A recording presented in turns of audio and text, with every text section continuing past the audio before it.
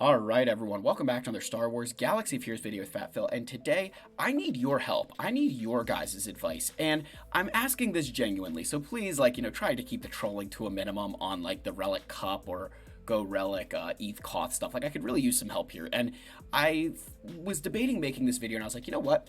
I want to show you guys as my subscribers that I do not think I am above getting advice from other people or asking for help when I do need it. So we're going to talk about why I think I need help right now, what I'm looking at doing over the next couple of months, because my roster's in a very unique place, at least for me right now, and I think I need help kind of working my way through my next relics and what I need to be saving for the future. So if you guys could please like, subscribe, comment down below, let me know your thoughts.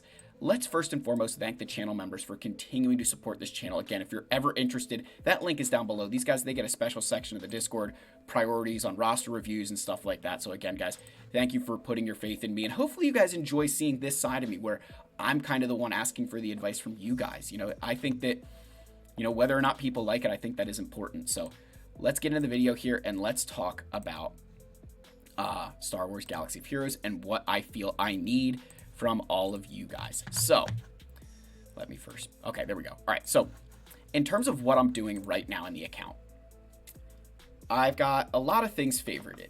Now, not all these things are going to be immediately geared. I kind of have this, I created this little squad here of my order of operations. So Darth Bane and Dark Trooper Gideon, I'm going to unlock them literally on the same day, which is a lot of Kyrotex, a lot of gear, modding, all this stuff, Zetas. It's not going to be a fun experience.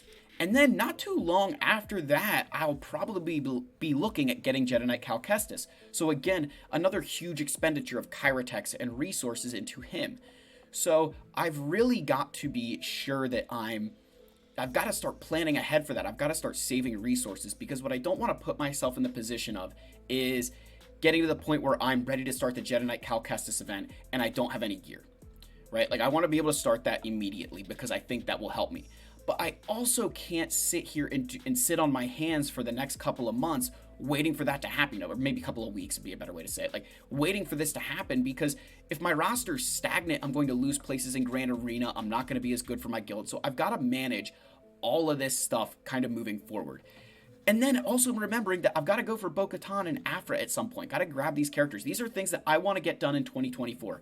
I do think all this is very reasonable, especially based on what I did in 2023. If you guys remember, you think we were able to grab Lord Vader, did a lot of Relic 8s. We did Inquisitors, Leviathan, we grabbed Jabba, Leia, and then, Rey did come through Lightspeed bundles. So we can't, we did gear some characters for her, but then we also even did all the unaligned Force user squad. So I did a lot of big stuff in 2023. So 2024, just saying those few things right here is not that crazy, right? The bigger issue is the Zetas. They have 3 Zetas for each of these characters, and that's not including anybody else for their squads. So that is a big thing. And then, of course, from an Omicron perspective, Bane and Bo need to have the first priority because they're GAC, and that's where I've decided to focus my roster. So wanted to get those things out of the way here, and then let's kind of talk about, so Bane is nailed on, right? Bane, got to do this. But here's where I start needing help, is with the Dark Trooper Gideon team, I'd need to gear up Death Trooper and Stormtrooper. Now, that's not hard. They don't take a lot of Kyrotex, but it's also that I need Zetas on Scout Trooper. So not only do I need the Zetas for Dark Trooper Gideon himself, but I need 2 Zetas on Scout Trooper to really get this team working, right? I need those 2 Zetas. And then I don't need it on Death Trooper because it's all about Krennic. But I do need the Zeta for Stormtrooper, because he's giving Imperial Remnant allies 20% protection up for 1 turn when he starts his turn. That is important, right? That extra protection up is just going to make this team a little bit more difficult to deal with. So the extra offense is nice, but the big thing is that protection up would be good. Now, I wouldn't say that's as vital as Scout Trooper Zetas, but it's still something at the level that I'm going to compete at that I should have that Zeta, right? So I'm trying to figure out where these guys fit in, because from a Kyrotech perspective, it's not that expensive, only 200 Kyrotex because they're older characters. The bigger deal here is the relic materials, the relic mats that I would use to spend on them. Do I just keep them at Relic 3? Which again, that would be fine, but then this, team loses a bit of its value. So I've got to figure out how to do all that. So that's kind of first problem number 1 of where do I prioritize these guys after Bane.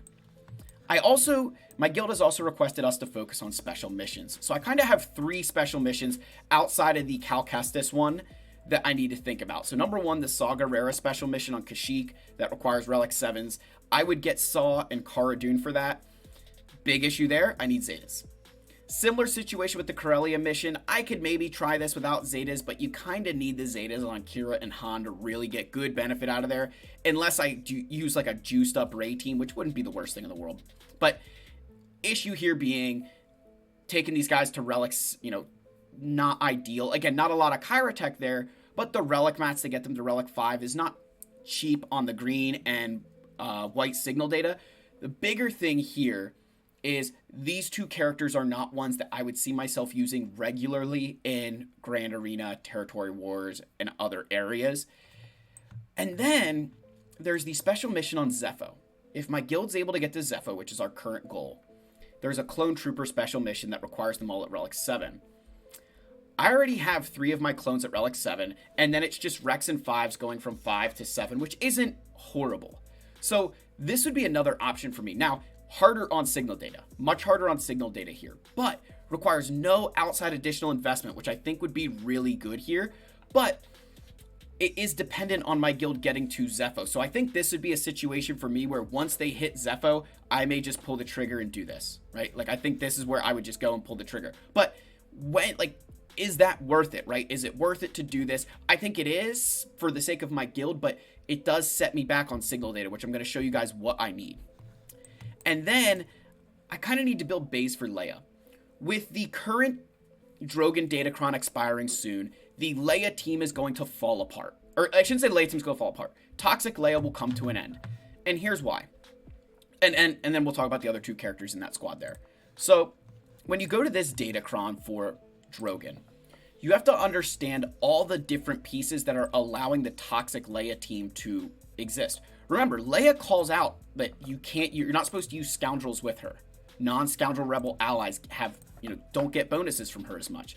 So why is the Toxic Leia team such a good team? It's because of the Datacron here.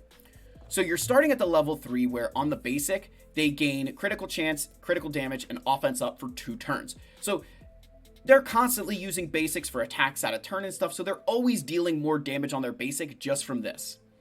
Then, whenever they're at the level 6, they're taking reduced damage when they have 50% or more turn meter. And it's reduced by 75%. So that's an absurd drop in damage. That's absolutely crazy. So these characters like Han and Chewie, who aren't getting as many bonuses from Galactic Legends Leia Organa, now are taking reduced damage when they have 50% or more turn meter. Then at the level 9, you're adding on an additional 200 health, 200% max health to all rebel allies. So now, not only are they taking reduced damage when they've got 50% or more turn meter, you're adding that they've got additional health pool along with it. Then you've got to add in all the bonuses at the other levels, the extra defense, any critical damage, and health. All things that make this team click. That once that goes away, Han and Chewie are going to be very easy to take out. Particularly, I'm looking at Jedi Master Luke as a solid counter here, where I just think that Jedi Master Luke will come in and his AoE, the other characters will be it'll be very easy to take out Han and Chewie without damaging a lot of your progress towards Jedi Master or towards Leia's ult, right? That like Leia won't be charging as much of her ult before you kill these guys. So I think you'll be okay there, which is why I think Toxic Leia will come to an end, in my opinion, is that I think that Datacron kind of will take that away. They're going to be taking more damage, so they won't be able to hang around. So that kind of comes back to this. I kind of want to gear up Baze Malbist as a 5th for that Leia team, and then I can just kind of throw in another rebel like Kyle Katarn or somebody, steal a rebel fighter, throw Mon Mothma in there. I'll figure out something to do. But then moving Baze out means I needed another character for my Admiral Raddus team, and I really would like to get them to relics. So whether that's K2 or Scarith Rebel Pathfinder, I'd love to hear what you guys think is the better option there. I'm leaning more towards Scarith Rebel Pathfinder only because he doesn't need a Zeta. Not that K2SO needs his Zeta, but Scarith Rebel Pathfinder doesn't even have it to equip, so I feel nicer about that. But that's kind of the situation I'm in, guys. I've got a lot of stuff to gear, and I could use your help to do it.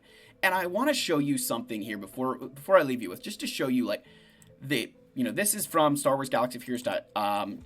Or this is actually from the Swago events. What's the thing up here? Swago events gear. So here's the like 5 characters that I need to gear for, the 2 characters I need left for Jedi Knight, Cal Kestis, and then Cal, Gideon, and Bane. When you look here, the relic pieces, this is pretty easy stuff. The big thing being signal data here. It's a lot of signal data. Now, from when I go unlock them, I will have that signal data, but it is something just to keep my eye on, that I can't be going and doing a bunch of relic 8s or a bunch of other relics, because I do need to be saving for these guys. The bigger issue's right here. I need 1100 Mark 7 Kyrotex and 1000 Mark 9 Kyrotex. That is a lot of stuff. Like Carbonis, your core gear will come in time, but the Kyrotex here is crazy. Let me just go back to the game here, and let's move my fat face back down, just to show you guys current state of where we are with like gearing, because it is a big part of this.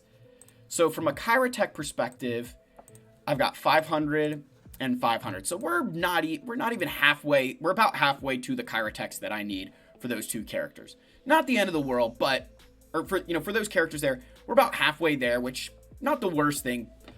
But there's also the Carboni problem. So Carbonis are, where they at? I know somebody needs Carbonis in here. Come on, buddy. There we go. Carbonis, I've not got enough Carbonis there. So if I went and did other characters like Baze and Scarethrall Pathfinder, I'm using Carbonis. Now, I can get these through raid gear and other stuff, but again, I don't want to put myself in a position where I'm not going to have enough gear for those really, really impactful characters like Bane and Dark Trooper Gideon, if I do some of these other ones in the short term. So I could really use help, guys, in understanding where you think my priorities lie. Do you think that I'll be okay? Do you think that I should just go ahead, do 2 of these characters, get up my clones, maybe do even like one of those guys? Like, let me know what you guys think. How do you think, what will be the biggest benefits to my account now and not cost me in the future? Because you've got to remember, this game is all about planning for the future. You can't pretend that I'm not going to get Bane and Gideon on the same day. Right? Like, if it wasn't the same time period there, I'd be in a lot better shape, but it's going to be the same day, because I plan to get Gideon in 6 conquests. Bane, I'm going to be able to unlock in 3 conquests, as long as I'm able to continue my red box streak, which is a current streak of 1. So, yeah, guys, I just, I don't know if this is like, if you're going to hate me for this and be like, we need advice, you don't need advice, but I think that it's important to show you that I'm not above needing advice myself, or sometimes feeling like I'm not sure what to do. Maybe Fat Phil needs a roster review. So, you guys like and subscribe, comment down below, let me know what you want to see. Again, please, no Relic 9 Cupjack. I know you're thinking it. With that said, I love all you. May the Force be with you, and I am very interested to see what you guys put in the comment section. I'll see you in the next video, guys. Cheers.